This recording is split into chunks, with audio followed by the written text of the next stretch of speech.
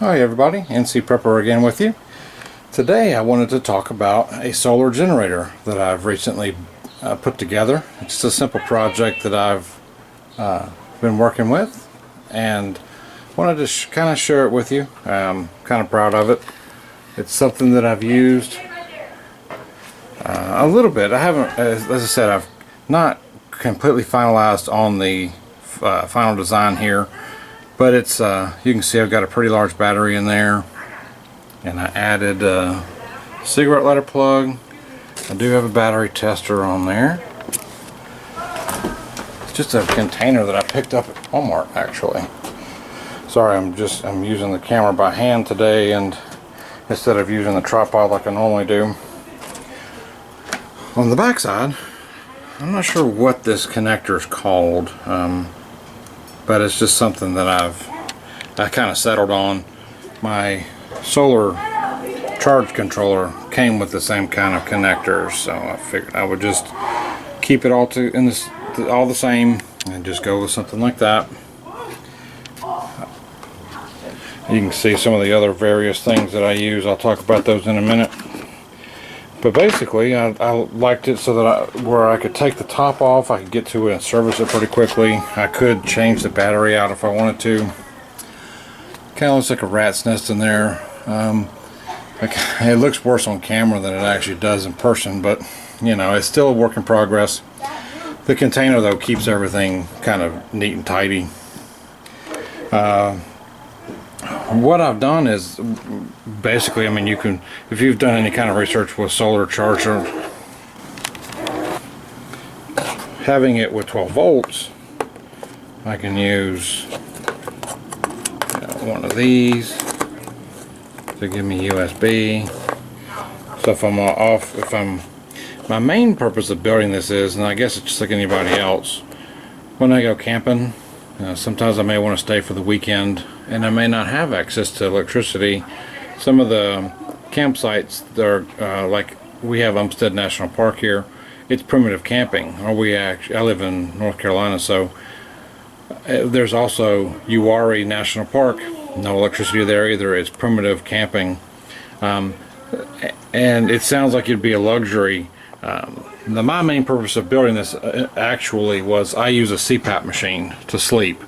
So I do want to go camping and I love to be outdoors, but I do need my machine to sleep with. So I was trying to come up with a compromise of some way I could run my machine and then still be able to use it for electricity during the day, like to charge my cell phone and my camcorder. So as I said, I've got USB to plug in. This is just one of the simple 1 amp. I don't know if you're not going to be able to read that, but one of the 1 amp. I need to upgrade that and get one of the 2.1 or 3 amp chargers. So if I do take my iPad to edit some videos on, I could do that too. Or I've got a simple, really old but simple, AC inverter. This one is a 75 watt. The nice thing about my CPAP machine is that it runs on 12 volts and it's only 60 watts, 65 watts, something like that. So I actually could get an appropriate 12 volt cord with the right plug on the end, and I would be able to plug this directly into my inverter without having to use, I'd be able to charge it and plug it into my generator without having to use the inverter. If you're kind of new to these, there's a pretty big power loss in the inverter itself. They're typically only 85% or so efficient.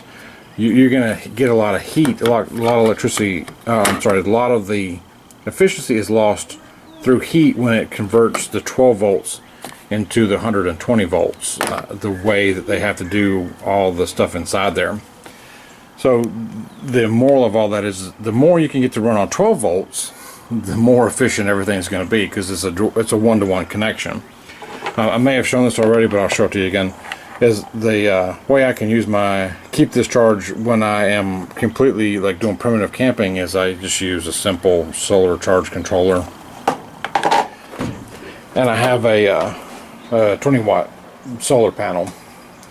My hope is that I won't run this battery all the way down overnight using my CPAP machine. and I will be able to, but using the charge controller, I'll be able to leave the solar panel hooked up. So first thing in the morning, as long as I can get the panel aimed right first thing in the morning and just move it throughout the day, I should be able to keep this battery topped off. One of the things I do have at home to keep it charged is something that I picked up from Harbor Freight. It's one of these battery maintainers that uses this. It's got a coiled cord to keep it kind of neat. Originally it comes with a big set of alligator clips, but as you can tell, I put on the same connector to make it match that. One of the upgrades I'm going to do in the future also, I've got the meter in, I've just got to get it, make a hole in the case and or figure out where to put it, and then I'll be able to actually track the amperage that I'm pulling from the battery through whatever device I plug in pretty much immediately, and know whether I need to figure out a way to keep it charged or if it should last. You may have been wondering, this battery is a 26 amp hour 12 volt battery, so it's big and heavy, but it should last all night. It should run my CPAP machine running all night. And if worst comes to worst, I typically won't be too far away from my vehicle. I can just always take this whole device, take it back to my Jeep, and plug it in, charge it that way. So that's about it.